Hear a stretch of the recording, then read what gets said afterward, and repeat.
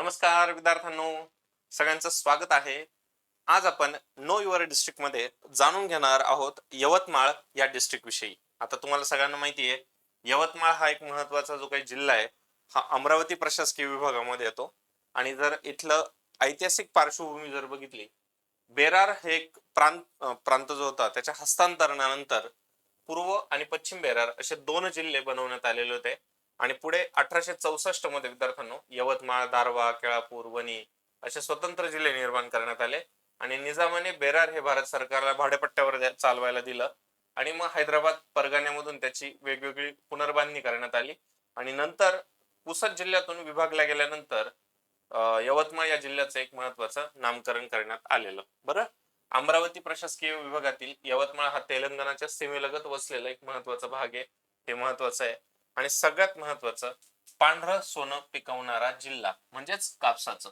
मग आता मला नक्की सांगायचं आहे, कमीत कमी जेवढे यवतमाळकर किंवा एमपीएससी चे जेवढे काही विद्यार्थी आपलं लेक्चर बघत असतील, तर त्यांनी मला पाच पाच टाईपच्या ज्या काही महत्वाच्या रेव्होल्युशन आहे, कोणकोणत्या आपल्या ज्या काही सोप्या आहेत, म्हणजे ब्ल्यू रिव्होल्युशन, येलो रिव्होल्युशन, ते सोडून सोन्याच्या आपल्या कापसाच्या रिलेटेड कोणतं रेव्होल्युशन आहे, असे एक्स्ट्रा जे तुम्ही कदाचित अभ्यास करून थोडा अभ्यासून तुम्हाला टाकायचं आहे कमेंट बॉक्स मध्ये.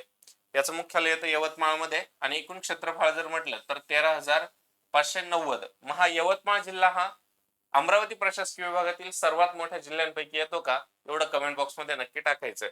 स्थान आणि विस्ताराच्या बद्दल जर बघितलं, हा समजा आपला यवतमाळ जिल्हा आहे, तर यवतमाळ जिल्ह्याच्या पूर्वेस येतं चंद्रपूर, या बाजूला पूर्वेला येतं चंद्रपूर, पश्चिमेस येतं तुमचं वाशिम, वाशिम जे MH37 अकोल्यामधून वेगळं करण्यात आलेलं होतं.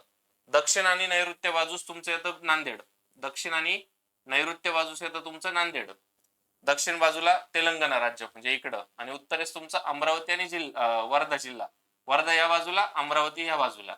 तर जे दिशा निर्देश आहे ते प्रॉपर तुमच्या समोर व्यवस्थित लाईनअप करता आले पाहिजे विद्यार्थ्यांनो, नीट लक्षात घ्या.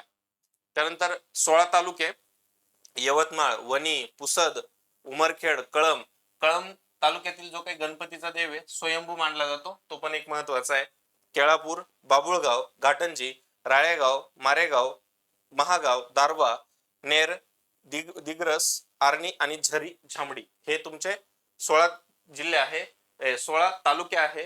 तर 16 तालुके असणारा एक याच्यासोबतचे जे काही जिल्हे आहे ते यवतमाळ सोबत कोणते, तेवढं तुम्ही मला कमेंट बॉक्स मध्ये नक्की टाकायचं आहे. आलं लक्षात. त्यापुढे नद्यांचा जर भाग बघितला, वर्धा आणि पैनगंगा. आणि आपण नेहमी लक्षात ठेवत असतो, विदर्भातील सर्वात मोठी दक्षिण वाहिनी नदी कोणती येते, वर्धा. आलं लक्षात. त्यानंतर बेंबळा, निरगुडा, रामगंगा या वर्धेच्या महत्वाच्या नद्या आहे. त्यानंतर अरुणावती, पूस, अडाण, खुनी, विदर्भा या पैनगंगेच्या महत्वाच्या नद्या आहे. आणि इथं परत एकदा आवर्जून सांगतो, वैनगंगा आणि पैनगंगा या नद्यांमध्ये कन्फ्युजन नकोय कुठल्याही स्वरूपाचं. धरण इसापूर एक धरण येतं. पिकांमध्ये जर बघितलं, ज्वारी, तांदूळ, कापूस आणि ऊस. तर तांदूळ आणि कापूस मोठ्या प्रमाणावर उत्पादन घेतलं जातं, तेवढं नीट लक्षात घ्या. बरोबर. भारतीय संशोधन संस्थेची शारदाश्रम ही एक महत्वाची संस्था याच ठिकाणी आहे. त्यानंतर चुन्याच्या व्यापाराचं केंद्र आणि रंगनाथ स्वामी तुमचं वणी या ठिकाणी येतं. आणि टिपेश्वर अभयारण्य हे एक महत्वाचं पैनगंगेच्या याच्यात येतं विद्यार्थ्यांनो. वाघ किंवा बाकीचे जे येतात प्राणी ते सुद्धा इथं मोठ्या प्रमाणावर पाहायला मिळतात. आता सहस्रकुंड धबधबा हा विदर्भाचा नायगारा जरी म्हटलं, तर तो विदर्भ आणि मराठवाड्याच्या बॉर्डरवर आहे. बरेच जण म्हणतील यवतमाळ आणि नांदेड सीमेवर उमरखेड, जेवली येथे पैनगंगा नदी भरतीये. सहस्रकुंड धबधबा नीट लक्षात घ्या. आलं लक्षात. आणि कोलम ही यवतमाळ पर्टिक्युलरली व्हनरेबल ट्रायबल ग्रुप, भारतातील एकूण 75 ट्रायबल ग्रुप पैकी एक 75, अजून दोन कोणते आहेत ते तुम्ही कमेंट बॉक्स मध्ये नक्की टाका. एकूण 16 तालुके, पोलीस स्टेशन 31, 4 बोली भाषा, साक्षरता 57.96%. ग्रामीण टक्केवारीमध्ये काढू आपण, लगेच घेऊन टाकूया म्हणजे महत्वाचा भाग आपला कव्हर होईल. तर आता लोकसंख्येची घनता जर आपण काढली विद्यार्थ्यांनो यवतमाळ जिल्ह्याची, तर 204 आहे. आपण घनता घेऊन टाकूया म्हणजे आपला अभ्यास सोपा होऊन जाईल. त्यानंतर साक्षरता आपण ऑलरेडी बघितलेली आहे, बरोबर. ठीक आहे.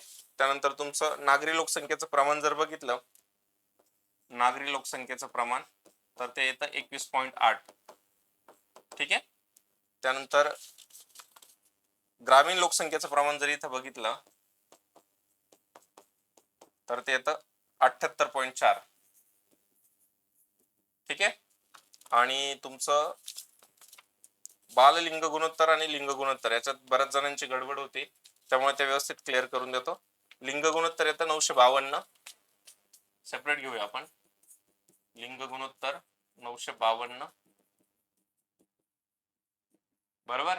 आणि बाललिंग गुणोत्तर येतं तुमचं 922.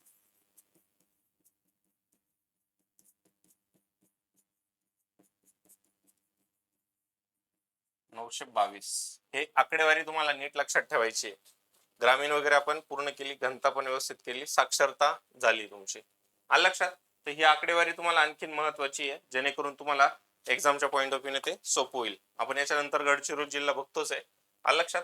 पर्यटनाच्या टिपेश्वर वाईल्ड लाईफ सँक्च्युरी ही महत्वाची आहे, तर आपल्याला एक्झामच्या पॉईंट ऑफ व्ह्यूने ते लर्न करायचं आहे. सहस्रकुंड धबधबा आणि तुमचा टिपेश्वर अभयारण्य आपण ऍज युजल डिस्कस केलंय.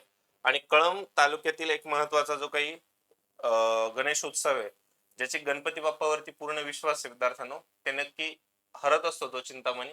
तर निश्चितच हा एक महत्वाचा उत्सव आहे इथला. आणि काही महत्वाचे भाग बघितले पण. आता यवतमाळचा उल्लेख करतोय, तर तेलंगणला अटॅच असणारे गडचिरोली, चंद्रपूर, यवतमाळ आणि नांदेड असे हे 4 जिल्हे येतात तुमचे. आलं लक्षात. ते खूप महत्वाचं आहे, रिवाइज करत राहायचंय. आणि यवतमाळचं जसं म्हटलं कापूस, धुळे, अकोला, वाशिम, अमरावती आणि तुमचं यवतमाळ हे उत्पादनामध्ये महत्वाचे आहे. आणि त्या पद्धतीने त्यांची रिव्हिजन करणं महत्वाचं आहे. त्या अभ्यासावरती फुल टार्गेट करायचं विद्यार्थ्यांनो. आता तांदळामध्ये, तंबाखूमध्ये, बाजरीमध्ये, ज्वारीमध्ये, तर आता एक महत्वाचं सांगायचं आहे ज्वारीच्या संदर्भात. जी रब्बी हंगामात घेतली जाते तिला काय म्हटलं जातं, आणि जी खरीप हंगामामध्ये घेतली जाते तिला काय म्हटलं जातं, तर ते मला कमेंट बॉक्समध्ये, ज्यांचा अभ्यास चांगला आहे त्यांच्यासाठी हा प्रश्न आहे. तर अशाच स्वरूपाची योग्य माहिती घेत चला. जसं आपण कृषी विद्यापीठाचा उल्लेख केला, महात्मा फुले कृषी विद्यापीठ असेल तर राहुरीमध्ये येतं, पंजाबराव देशमुख कृषी विद्यापीठ असेल तर अकोल्यात येतं, डॉक्टर बाळासाहेब सावंत कृषी विद्यापीठ येत असेल तर दापोलीत येतं, आणि वसंतराव नाईक मराठवाडा कृषी विद्यापीठ येतं तर ते परभणीमध्ये येतं. आलं लक्षात. अशाच प्रकारची योग्य ती माहिती अटेंड करण्यासाठी, प्राप्त करून घेण्यासाठी लाईक करा, शेअर करा आणि योग्य ती कमेंट नक्की टाका. माझ्याकडून काही सुटलं असेल तर नक्की ते कमेंट बॉक्समध्ये तेवढी कमी भरून काढा. आता घेतोय रजा. Take care. जय महाराष्ट्र.